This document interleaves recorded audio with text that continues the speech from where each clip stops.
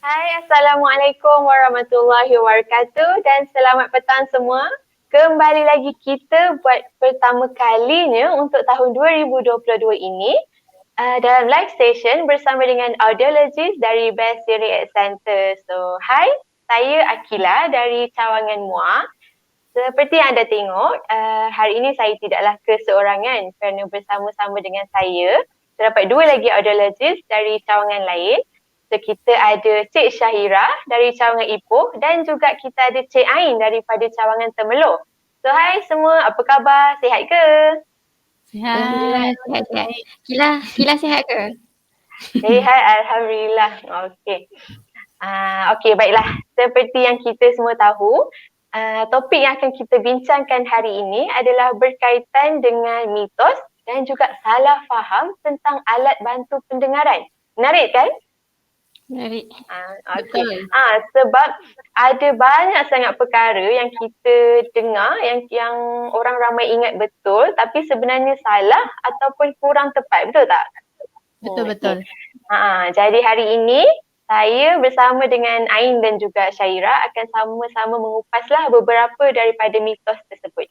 Okey. Alright. So, untuk mitos yang pertama tu, selalunya kebanyakannya yang selalu sangat saya dengar adalah orang cakap alat bantu pendengaran boleh menyebabkan seseorang kelihatan tua dan juga pelik. Pernah dengar tak Syaira dan Ain? Pernah juga. Pernah kan? Okey. Selalu dengar. Selalu kan? So untuk salah faham yang pertama ni, saya bagi laluan dekat Cik Syaira lah untuk kongsikan sedikit. Okey. Berkenaan dengan pemakaian alat bantu pendengaran ni menampakkan seseorang individu tu tua ataupun pelik pada sudut pandangan kami sebagai audiologis, mitos ini macam tidak benar lah. Kenapa?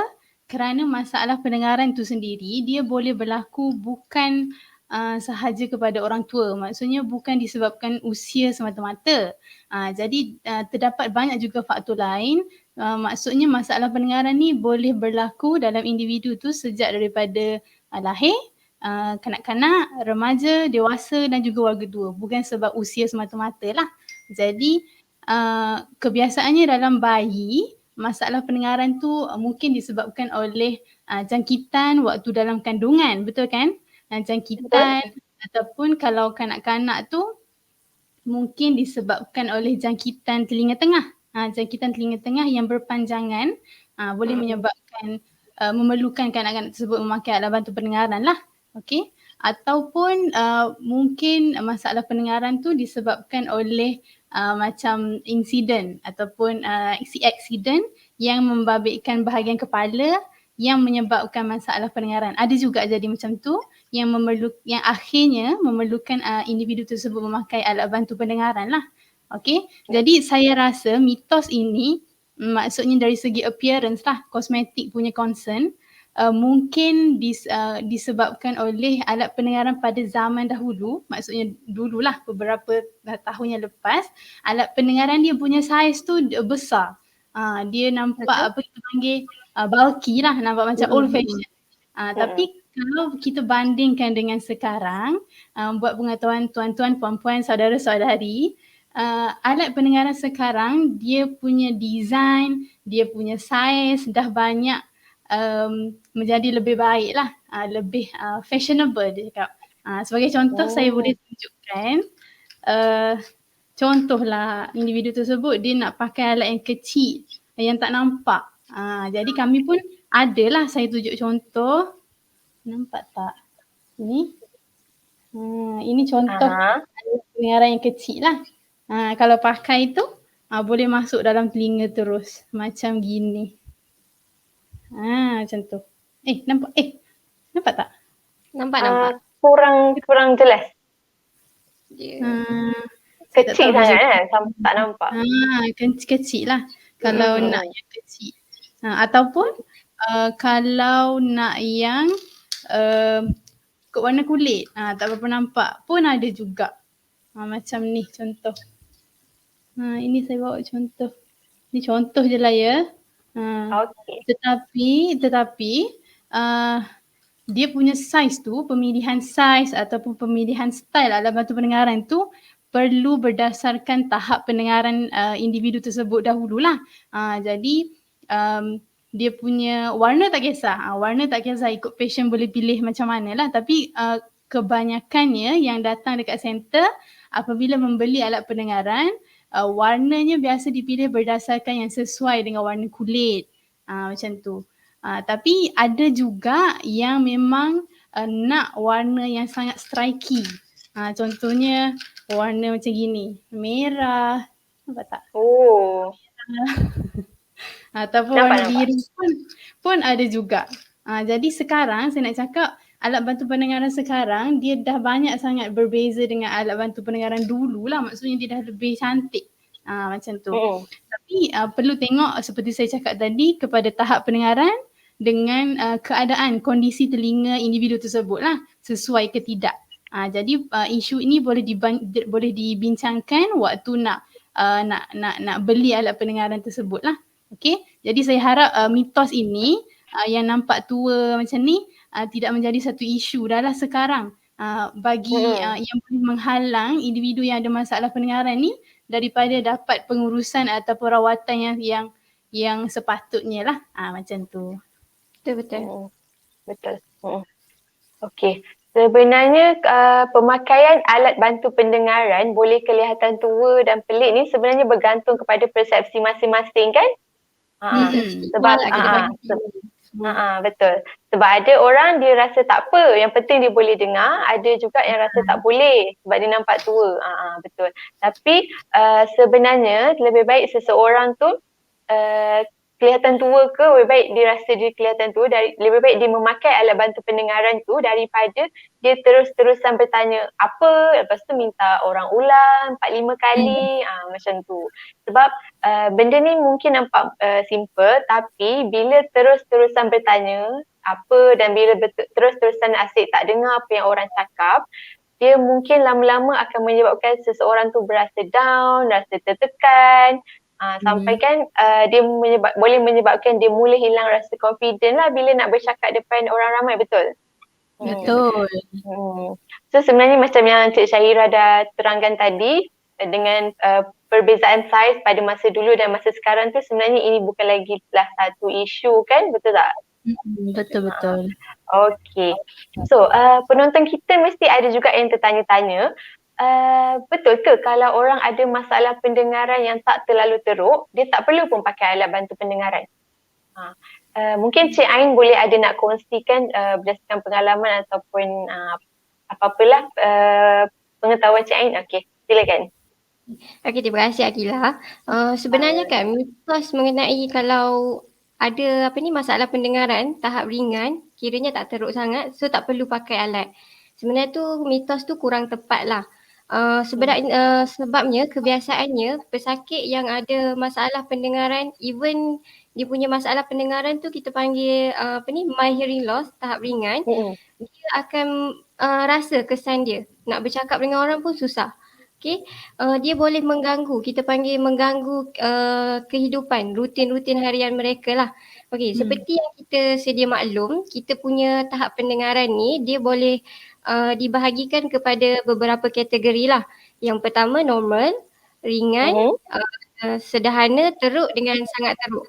Okay, even pesakit ni dia didiagnose mempunyai masalah pendengaran tahap ringan, benda tu pun boleh mengganggu. Contohlah pesakit ni dia ada masalah pendengaran, mild hearing loss. Lepas tu dia bekerja dekat tempat yang bising. Maksudnya environment tempat dia bekerja tu bising. So mungkin dekat situ dia akan rasa kesan nak bercakap dengan orang tu, nak dengar orang bercakap tu susah sikit.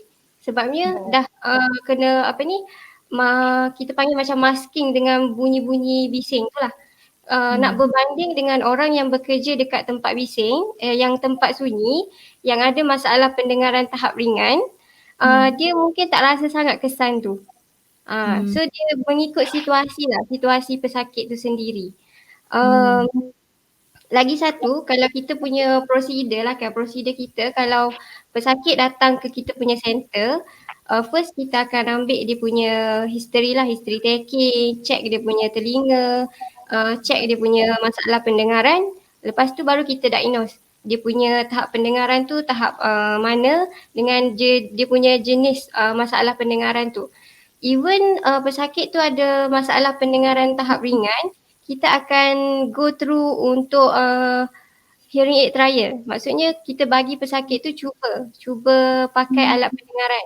So waktu proses hearing aid trial tu, kita akan bagi patient cuba alat ni dalam dua situasi yang berbeza lah.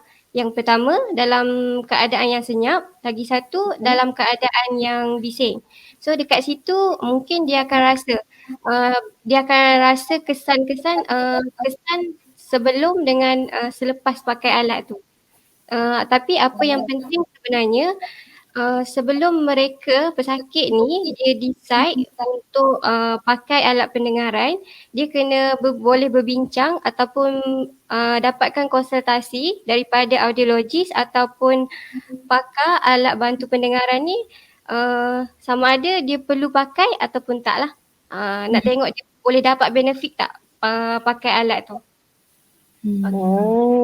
Betul-betul. Yelah, tambah pula sekarang pun memang cawangan Best Hearing Aid Center pun sudah banyak dekat seluruh Malaysia. So pesakit ataupun penonton tinggal cari dan pergi ke cawangan yang berdekatan je untuk berjumpa dengan audiologis ataupun pakar alat bantu pendengaran untuk bertanya tentang keperluan untuk pakai alat bantu pendengaran. Betul tak? Betul. Okay. Okay, kita teruskan dengan mitos atau salah faham seterusnya lah. Ada juga yang saya dengar, ada yang kata alat bantu pendengaran ni dia menguatkan semua bunyi apabila sampaikan dirasa bising apabila memakai alat bantu pendengaran tu. Apa pendapat Cik Syahira lah?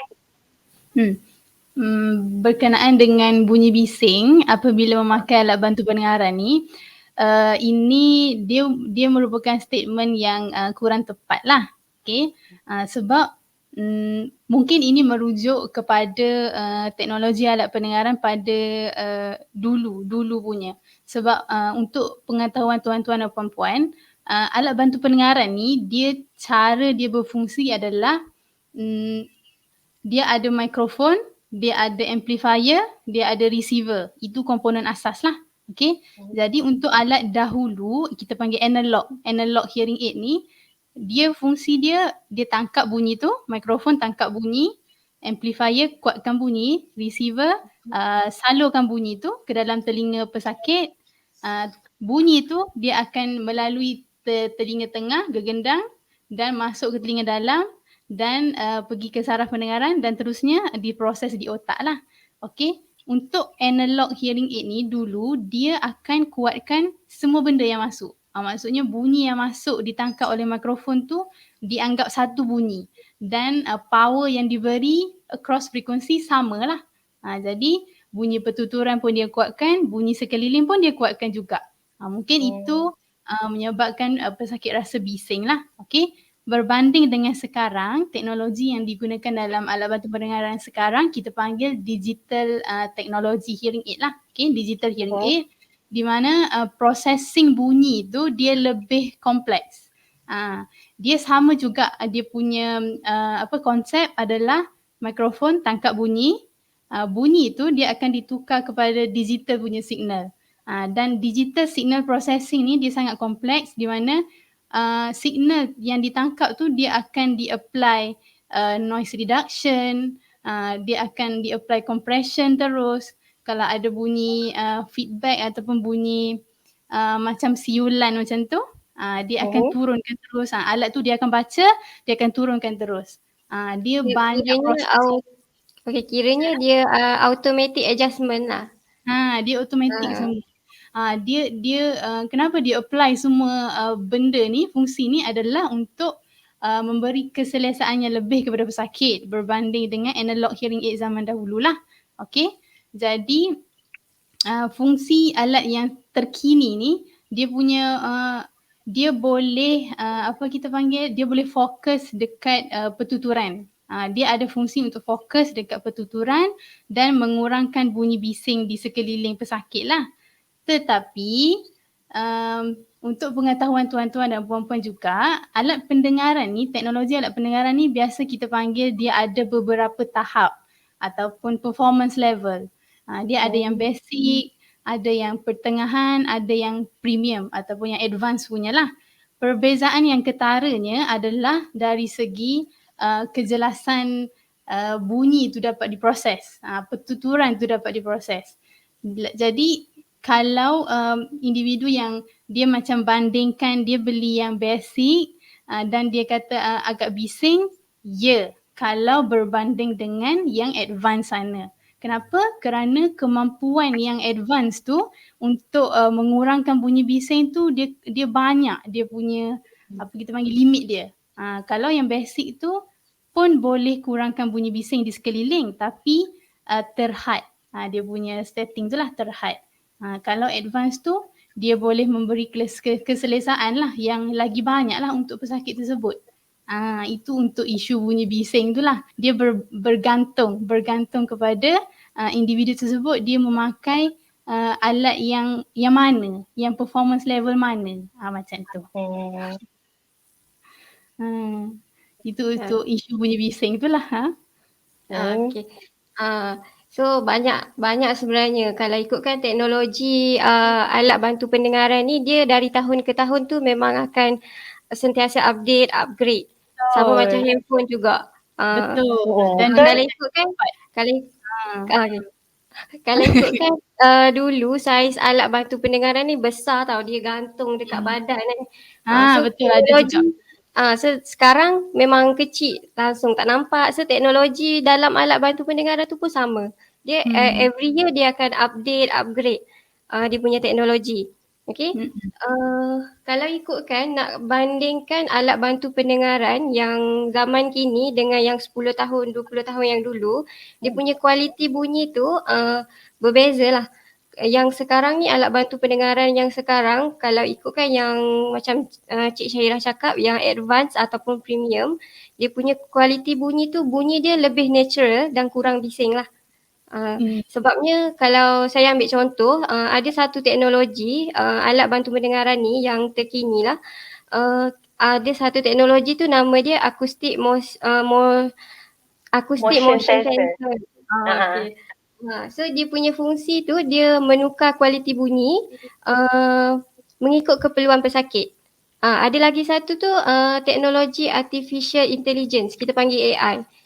Benda tu pun ada dalam premium hearing aid lah. Pesakit ni dia cuma perlu tap je dia punya alat pendengaran tu. So setting dekat dalam alat pendengaran tu dia akan automatik berubah mengikut keperluan pesakit lah. Kalau ikutkan teknologi tu memang every year akan makin bertambah baik lah untuk alat bantu pendengaran ni. Okay. Betul tu. Sekarang dah macam-macam teknologi kan. Dia semakin upgrade. Betul. Ciri-ciri dalam alat bantu pendengaran tu pun dah makin banyak sebenarnya.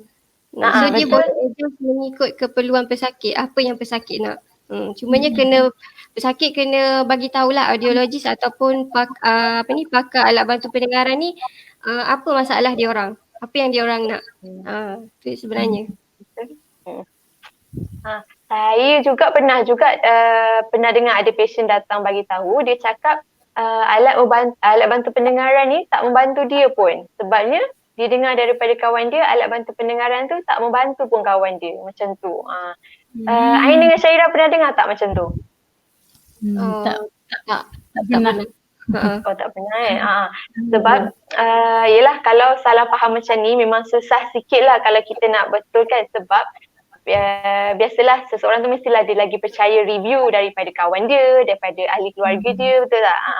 Jadi sebenarnya apa yang tak sesuai untuk orang lain sebenarnya boleh tak semestinya tak sesuai untuk kita juga, kan? Terutama sekali bila cakap pasal alat bantu pendengaran, sebab pembelian alat bantu pendengaran bukanlah hanya over the counter.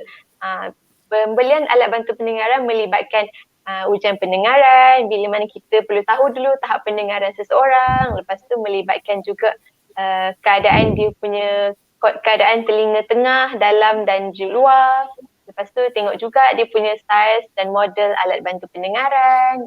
Kemudian bila patient dah pakai, kita buat adjustment. So semua ni boleh jadi faktor kepada keselesaan dan keberkesanan alat bantu pendengaran dalam membantu seseorang pesakit untuk mendengar dengan lebih jelas. Jadi apa yang penting tu sebenarnya adalah pesakit tu bila dia dah cuba pakai alat bantu pendengaran, dia perlulah kongsikan ataupun cerita dekat dia punya audiologist ataupun pakar alat bantu pendengaran untuk kita semua bantu pesakit untuk buat adjustment so that alat bantu pendengaran tu akan dapat membantu pesakit untuk mendengar dengan lebih baik lah. Macam tu. Kalau dia beli, pakai dan tak buat apa-apa adjustment dan langsung tak datang untuk review kali kedua, kali ketiga, keberkesanan untuk alat bantu pendengaran tu betul-betul membantu pesakit tu memang agak susah sikit lah untuk dicapai dengan mudah macam tu. Tapi lagi satu, antara cara untuk keberkesanan alat bantu pendengaran untuk bantu pesakit tu adalah dengan memakainya secara konsisten. Selalunya kita akan cakap dekat patient untuk memakai alat bantu pendengaran sekurang-kurangnya 8 jam sehari lah, betul tak? Betul. Paling selalunya lah. Minimum 8 jam. Lagi lama lagi bagus kan, untuk bagi pesakit biasa dengan bunyi daripada alat bantu pendengaran. Itu pun boleh jadi faktor untuk alat bantu pendengaran tu membantu seseorang mendengar. Jadi sebenarnya konklusinya bila seseorang tu rasa dengar review daripada orang lain cakap tak membantu ke, tak selesa ke, sebenarnya dia perlu datang jumpa dengan audiologist atau pakar alat bantu pendengaran untuk dia consult lah dan juga untuk dia cuba dulu pakai alat bantu pendengaran tu so that dia tahu macam mana bunyi daripada alat bantu pendengaran tu sebenarnya. Bukanlah hanya dengan dengar review daripada orang semata. Macam mana Syairah? Betul. Ataupun memang individu tersebut dia memang dah pakai lama dan ada masalah apa-apa ke yang dia tak selesa, dia mungkin boleh memberitahu balik audiologist yang handle dia case tu untuk kita troubleshoot. Apa masalah utama. Mungkin kita boleh adjust ataupun mungkin ada masalah dari segi acuan ke ataupun dalam setting program ke, macam tu kan. Kita boleh buat sikit adjustment lah. Okay. Selain daripada tu, saya juga ada dengar pesakit bagi tahu tidak menjadi satu masalah kalau mereka melengah-lengahkan masa daripada mendapat rawatan untuk masalah pendengaran mereka. Macam mana Cik Ain? Saya pun pernah dengar jugalah isu tu. Dia kata tak apalah, tak nak pakai lah alat bantu pendengaran sebabnya masih boleh dengar lagi sikit-sikit. Tapi dia tak tahu kita yang cakap dengan dia ni kena cakap kuat. Tapi sebenarnya tu kurang tepat lah, mitos lah kalau ikutkan. Sebabnya tapi kan kebanyakan mereka yang melewat-lewatkan pemakaian alat bantu pendengaran ni ada satu sebab dia, antara penyebab utama adalah masalah kewangan lah. Masalah kewangan. Lagi satu, dia merasakan alat bantu pendengaran ni tak terlalu penting. Sebabnya dia masih boleh dengar sikit-sikit tu. Tapi kalau ikutkan, kalau pesakit ni yang mempunyai masalah pendengaran yang tidak dirawat, dia boleh memberi kesan kepada kesihatan mental. Kesihatan otak.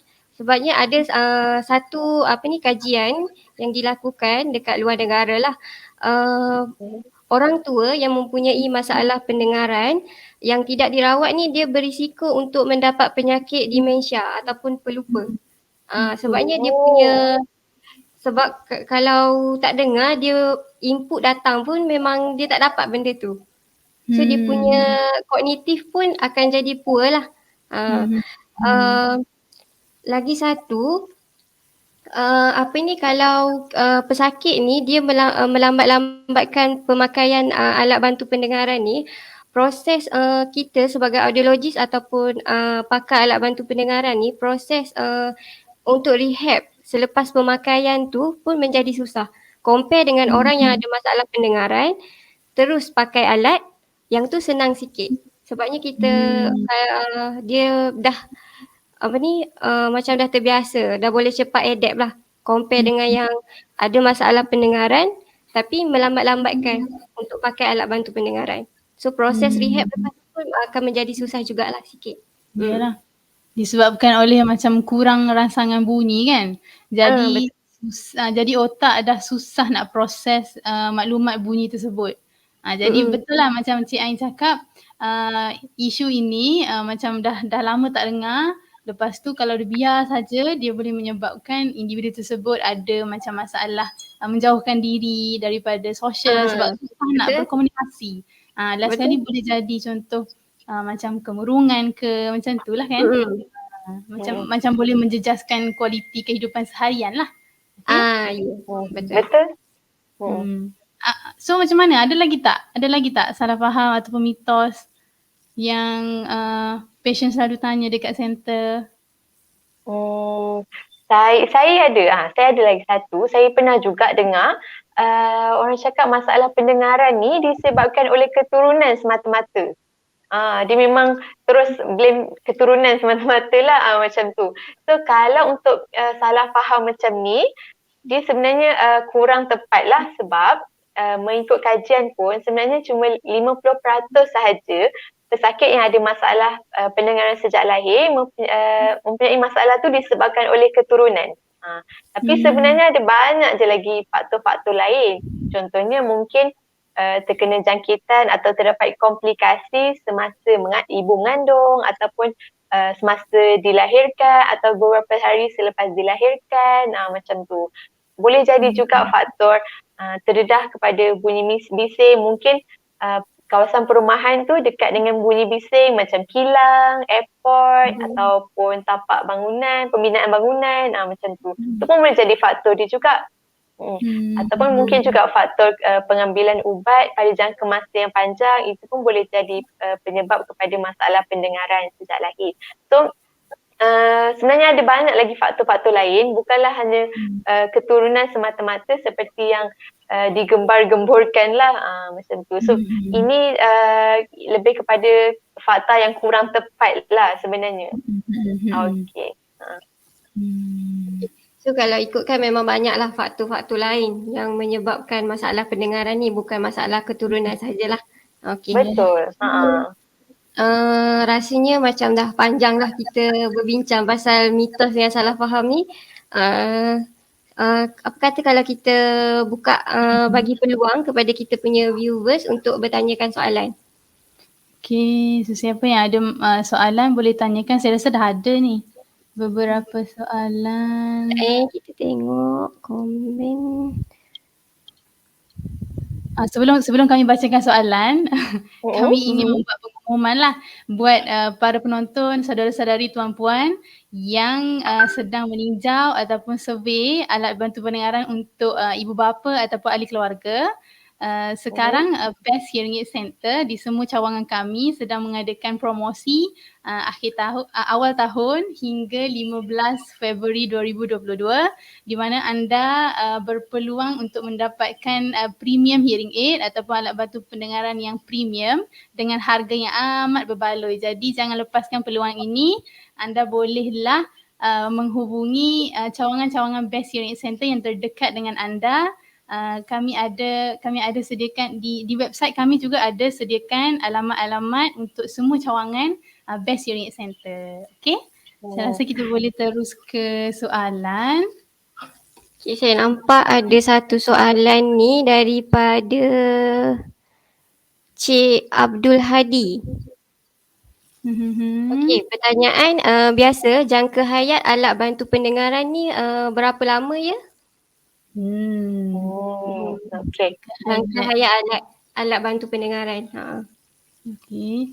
Biasanya untuk jangka hayat alat bantu pendengaran, biasa pasien tanya soalan ni, memang biasa. Betul. Sebelum ni dia tanya. Kami akan jawab. Ini memang sangat bergantung kepada cara guna dengan cara penjagaan alat bantu pendengaran tersebut.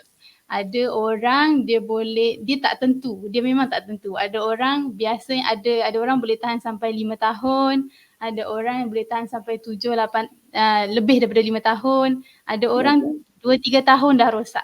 Memang So, Lebih- ada penjagaan lah, penjagaan pesakit. kan, Kalau tengok. penjaga selalu datang servis, so mungkin boleh bertahan lebih daripada 5 tahun lah. So tengok dia punya penjagaan. Lebih 10 tahun pun ada tau. Oh. Betul, saya pernah jumpa juga. Kan? Okey. Ada lagi tak soalan? Nak tambah mitos lagi, sesetengah orang malu nak pakai alat bantu pendengaran. Betul. Ini saya rasa berbalik kepada poin yang pertama tadi, iaitu cosmetic punya concerns lah. Jadi betul. kalau nak bandingkan mungkin alat pendengaran dulu memang bulky sangat, tapi sekarang dah okey lah. Sekarang dah lebih kecil dan fashionable. Betul. Ada tu alat bantu pendengaran ni kalau pesakit pakai tak nampak pun dia pakai sebab dia terlalu masuk ke dalam. Tapi yang tu bergantung kepada tahap pendengaran jugalah. Betul, setelah kita bincangkan tadi. Lagipun alat pendengaran sekarang dia banyak untuk orang yang memang tech savvy, sebab sekarang semua orang suka benda yang atas talian kan. So sekarang banyak dah alat bantu pendengaran daripada berbagai brand yang ada Bluetooth punya function lah. Maksudnya boleh sambung alat pendengaran kepada phone untuk direct stream. Contoh apa-apalah, dia tengok YouTube ke, Spotify ke, apa-apa video ke, macam tu lah. Dia lebih senang. Jadi macam earphone, AirPod. Dia jadi Betul. macam earpod. So Dia orang tak senang perasan dan pun sebenarnya dia pakai alat bantu pendengaran sebab orang ingat dia pakai earpod kan. Betul. Dia bukan semata-mata alat pendengaran untuk kuat bunyi, kurang bunyi tu saja. Dia banyak lagi function lah sekarang. Betul. Ada alat tu yang boleh check kita punya health. Untuk yang fitness, body fitness kita. Menggunakan aplikasi. Sebab sekarang banyak sangat aplikasi kan. Aplikasi pendengaran pun ada juga aplikasi dia untuk sambung dengan alat bantu pendengaran. Betul. Okey, seterusnya ada soalan daripada Puan Fatin Farzana. Betulkah ada yang mengatakan hearing aid boleh kembalikan pendengaran yang lama dulu, yang normal? Macam tu. Okey. Ini pun selalu juga kita dengar kan? Mitos ni selalu dengar. Betul. Okey, kalau ikutkan sebenarnya kalau masalah pendengaran yang disebabkan oleh sensory neural ataupun yang jenis kekal punya, memang selalunya tidak dapat untuk kembali kepada normal yang asal lah. Cuma apabila seseorang pakai alat bantu pendengaran tu boleh bantu dia untuk mendengar dengan baik, tapi untuk capai pada tahap yang betul-betul normal macam orang yang pendengaran normal mendengar tu mungkin agak sukar, tapi sekurang-kurangnya dia boleh capai 80 hingga 90% lah apabila memakai alat bantu pendengaran. Kiranya pakai alat bantu pendengaran ni untuk bantu dengar balik. Nak dapatkan yang normal tu taklah kan. Bantu dengar balik. Betul. Bila buka alat bantu pendengaran tu, tahap pendengaran masih sama. Dan seterusnya daripada Puan Ting Ting, kalau alat bantu pendengaran ini tidak diservis, adakah akan rosak atau boleh dipakai hingga rosak dan beli alat yang baru? Betul lah. Seperti yang ditulis di sini, alat pendengaran jika tidak diservis lama, dia akan boleh berkemungkinan untuk rosak lah. Okey. Biasanya kalau dekat kita punya center, biasa servis 3 bulan sekali kena datang servis lah. Betul. Kita nak tengok dekat battery contact ke ada karat ke. Betul. Kita boleh bagi tahu balik malam-malam kena letak dalam bekas dia yang serap pelurunya untuk mengelakkan daripada berkarat. Contoh macam tu lah. Betul. Bila dah rosak biasanya alat bantu pendengaran ni boleh dibaiki lagi. Tetapi ada dia punya timing lah. Kalau lama sangat model tak boleh lah. Tak ada spare part dah lah. Betul. Jangan maksudnya bila pakai tu jangan terus pakai sampai rosak. Datang untuk servis lah kami tengok. Macam tu lah. Kebanyakannya pakai sampai rosak. Lepas tu datang-datang tunjuk tubing dah keras, dah banyak karat macam tu. Betul, dia datang beli, lepas tu datang-datang bawa yang rosak. Tak pernah datang servis. Betul Okey. betul. Okey, ada lagi Seterusnya, Sebenarnya soalan. kalau boleh saya tambah sikit, sebenarnya kalau kalau datang servis setiap 3 bulan tu lagi banyak boleh menjimatkan kos berbanding datang pakai lepas tu tak datang-datang terus bawa yang rosak, betul tak? Sebab kalau dia datang servis dia cuma bayar untuk preventive tubing ataupun kalau dia datang bila dah rosak tu kos pembayaran untuk rosak tu minor atau major repair tu lagi tinggi berbanding dia datang servis setiap 3 bulan, betul tak? Betul. Lagipun alat pendengaran ni biasanya dia memang akan datang dengan waranti 2 tahun. Maksudnya kalau apa-apa yang terjadi bukan salah pengguna itu sendiri, masih cover dengan waranti lah. Kalau contoh termasuk mesin basuh ke, terpijak ke, termasuk lumpur ke, itu belakang cerita. Macam itulah. Okey, seterusnya soalan daripada Kamlia Kadir nak tanya, betul tak pengambilan ubat setiap hari, contoh darah tinggi, kolesterol etc. akan bagi kesan terhadap pendengaran? Boleh menyebabkan hearing loss. Yang ini anda tahu tak? Biasanya ubat yang boleh beri kesan kepada masalah pendengaran iaitu kita panggil ototoksik punya group lah. Betul. Tapi kalau untuk penyakit seperti darah tinggi, kencing manis, sebenarnya penyakit itu sendiri pun dah boleh jadi faktor kepada masalah pendengaran, betul tak? Untuk jangka masa yang lama. Lepas tu bila ditambah pula dengan ubat ototoksik tu memang boleh menjadi faktor juga. Tapi janganlah bila dengar ni pesakit tak ambil ubat kencing manis darah tinggi pula. Jangan macam tu sebab lebih baik dia ambil. Sebab kalau tak ambil boleh jadi faktor kepada lain, boleh jadi penyebab lain pula kan. So lebih baik dia ambil daripada dia tak ambil disebabkan takut ada masalah pendengaran. Yang ini untuk lebih lanjut anda boleh merujuk kepada doktor yang merawat lah untuk kesannya. Seterusnya ada lagi soalan. Okey, saya baca. Betul ke pemakaian ABP, alat bantu pendengaran, boleh menyebabkan kepala pening? Sakit kepala lah, pening kepala. Okey. Untuk soalan ni, dia kalau pemakaian tu, setting alat tu berdasarkan tahap pendengaran pesakit tersebut dan pesakit tersebut memang tak ada mengalami kepeningan sebelum ni, maksudnya ngam-ngam je dia punya power tu, sepatutnya tiada lah. Tapi kalau setting alat pendengaran tu tidak diset dengan betul, maksudnya terlalu kuat, over amplified ke, boleh jadi boleh menyumbang kepada pening lah. Macam tu. Ataupun pesakit ni memang dah ada masalah kepeningan. Mungkinlah boleh jadi yang kuat tu boleh menjadi trigger factor, boleh jugalah. Okay. Jadi untuk soalan ni kami nasihatkan pesakit untuk mendapatkan alat bantu pendengaran di pusat alat bantu pendengaran lah. Jangan membeli over the counter sahaja kerana dia boleh menjadi salah satu efek untuk pemakaian alat pendengaran lah. Kan? Betul. Sebab kalau over amplified ke apa, kita boleh tolong buat adjustment bagi perlahan sikit balik kan. Betul. Setting ikut tahap pendengaran pesakit lah. Okey, betul. Okay. Seterusnya daripada Sakina Zairi, kalau kita pakai alat bantu pendengaran, bunyi berdesing dalam telinga boleh hilang ke? Maksudnya bunyi tinnitus lah. Tinnitus. Okay. Tapi benda ni dia bergantung kepada pesakit juga. Kan? Betul. Sebab saya ada banyak jugalah kes yang datang mengalami tinnitus. Bila kita bagi cuba alat, bila dia pakai alat tu dia kata dia punya bunyi tinnitus tu makin kurang. Betul. Tinnitus sebab ni dia dah boleh adapt persepsi.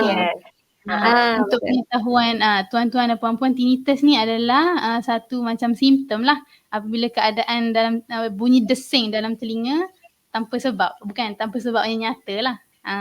Jadi dengan pemakaian alat bantu pendengaran ni, pesakit tersebut dia boleh untuk ignore. Benda tu memang ada dekat situ tapi sebab dia dah dengar banyak input daripada luar, dia boleh kurangkan persepsi tinnitus yang ada tu lah dalam telinga. Kiranya input yang dia dapat tu dia masking dia punya bunyi tinnitus. Betul. Tambah pula sekarang pun memang ada feature dalam alat bantu pendengaran untuk pesakit tinnitus ni kan. So bila seseorang ada rasa bunyi berdesing dalam telinga tu, dia boleh cakap dekat dia punya audiologist ataupun pakar alat bantu pendengaran untuk kami tolonglah buat kami tolong enablekan dia punya feature tu so that boleh membantu mengurangkan dia punya masalah berdesing tu. Seterusnya soalan daripada Encik Amir Rayyan, bagi pesakit yang mempunyai tinnitus, adakah pemakaian alat bantu pendengaran boleh membantu hilang sama juga? Sama macam soalan Cik Sakinah tadi. Dia tak boleh hilang tapi dia boleh kurangkan persepsi bunyi tinnitus tu lah. Maksudnya macam tu. Seterusnya Encik Abdul Hadi, apa sebab ya kalau lepas guna ABP, alat bantu pendengaran, ada bunyi berdengung? Ada bunyi berdengung. Ini mungkin sebab acoustic modification bunyi penuh ke dalam telinga ataupun setting alat pendengaran ke, betul tak? Ataupun dia punya getah telinga tu ke? Betul, acoustic modification dia kot. Untuk kes sebegini kita kalau encik yang memakai alat bantu pendengaran ataupun ahli keluarga boleh merujuk balik kepada audiologist ataupun pakar alat bantu pendengaran untuk kami kenal pasti apakah punca bunyi berdengung tu. Macam tu. Betul. Seterusnya, Ai nak baca tak? Okey, Ai baca. Hai, nak tanya, betul ke mitos kalau anak ada masalah pendengaran dia akan jadi bisu? Okey. Ada masalah pendengaran dia akan jadi bisu. Sebenarnya dia tak semestinya macam tu kan? Kurang tepat lah. Kurang tepat lah. Sebab kalau contoh masalah pendengaran pada anak tersebut dapat di-identify pada awal usia kanak-kanak tersebut, mungkin kita boleh bagi treatment ataupun rehab kanak-kanak tersebut dengan bagi dia memakai alat bantu pendengaran ataupun rawatan-rawatan lain seperti cochlear implant ke macam tu. So bila kita dapat identify awal, kita dapat bagi treatment ataupun rehab awal dekat kanak-kanak tersebut, jadi dia dapat mendengar. Early intervention, betul. Dia dapat dengar dan dia dapat belajar bercakap seperti orang lain. Tapi kalau anda kata lambat identify benda tu, kita lambat bagi dia rawatan, itu boleh jadi faktor lah kepada kanak-kanak tersebut untuk jadi bisu ataupun susah untuk bercakap lah sebab dia tak dapat dengar input tu untuk dia keluarkan output bercakap. Betul. Untuk mengeluarkan output tu dia memerlukan banyak input. Rangsangan. Untuk input masuk tu pendengaran mesti boleh dengar lah. Maksudnya dibantu ataupun boleh dengar, memang asal boleh dengar. Macam tu lah. Jadi memang sangat penting untuk anak-anak mendapatkan intervention yang sangat cepat. Untuk mengejar beberapa tahun awal di awal kelahiran tu memang sangat penting kerana waktu tu diorang banyak sangat belajar. Banyak sangat masuk macam tu. Betul. Sekarang pun dekat kebanyakan hospital kerajaan dan swasta pun memang ada buat hearing screening kan selepas baby dilahirkan. So itu pun boleh jadi bantu untuk kita identify masalah pendengaran pada kanak-kanak tu di awal usia mereka dilahirkan. Pun boleh elakkan daripada jadi membawa kesan-kesan lain pada masa akan datang lah. Betul. Ada lagi kan soalan? Takut kita terlepas pandang ke?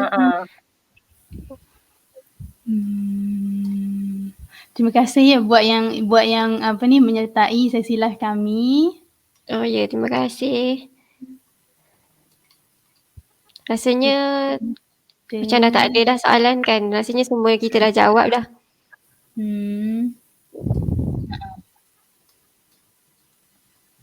Okey dah kot. Okey. Kalau tak ada kita boleh, ada lagi? Oh tak ada dah.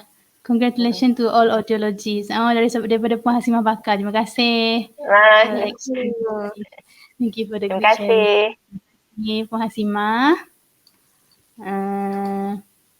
Saya rasa itu saja kot. Oh.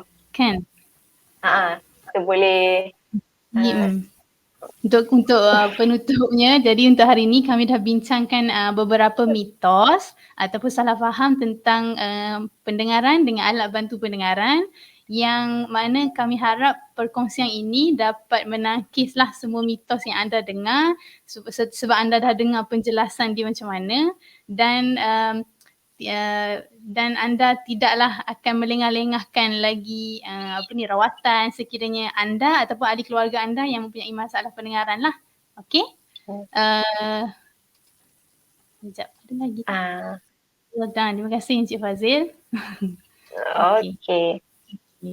Saya rasa itu sahajalah untuk perkongsian kita pada hari ini. Jadi sekiranya anda ingin mengetahui dengan lebih lanjut berkenaan dengan alat pendengaran ataupun promosi di Best Hearing Center, anda bolehlah ke Best Hearing Center yang terdekat dengan anda bagi mendapatkan info. Okey? Okey. Saya nampak macam ada lagi Ada satu soalan.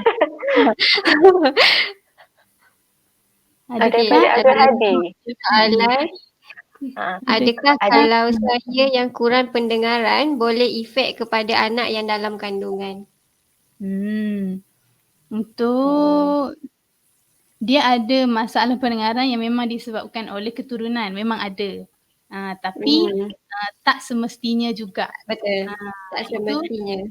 Itu yang waktu kelahiran bayi tu kita boleh cek dulu saringan pendengaran tu, itu memang sangat penting lah.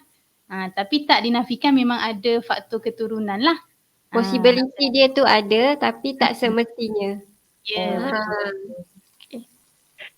Macam yang tadi kita bincangkan hanya 50% saja.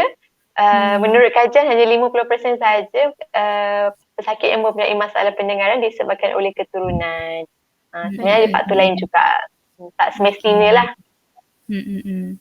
Okey, Encik Abdul Hadi. Terima kasih Encik Abdul Hadi sebab banyak sekali soalan. Saya perasan. Okey.